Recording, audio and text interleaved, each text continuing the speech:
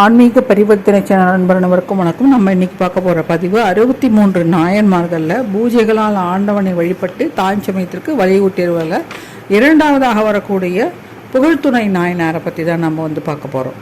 சோழ நாட்டில் செருவிலிப்புதூர்லேருந்து ஆதிசைவர் மரபில் இவர் வாழ்ந்து வர்றார். சிவகாமா விதிப்படி அன்றாடம் இறைவனை வழிபட்டு வந்தார். அப்போது நாட்டில் கடுமையாக பஞ்சம் வருது. மக்கள் பசி பட்டினியால் வாடினார்கள். புகழ்துணை நாயனாரும் பசி பட்டினியால் பாதிக்கப்பட்டு பசியில் வாடி ரொம்ப உடல் தளர்ந்து போயிடுறாரு. அப்போது இறைவனுக்கு பூஜை செய்வதற்காக குடத்தில் நீர் சுமந்துட்டு வர்றப்போ பசியின் காரணமாக மயங்கி கீழே விழுந்துடுறாரு. இறைவன் கனவில் தோன்றி பஞ்சம் நீங்கும் வரை தினசரி திருக்கோவில் வழிபீடத்தின் மீது பொற்காசுகளை வைப்போம் என்றார். அதன்படி பொற்காசுகளை பெற்று நாட்டில் பஞ்சத்தை தீர்த்துன்னு வந்தார். 2 நாள் வாழ்ந்து முறையான பூஜைகளை எல்லாம் சாமிக்கு செய்து அவருடைய திருவடியை போய் அடைகிறாரு.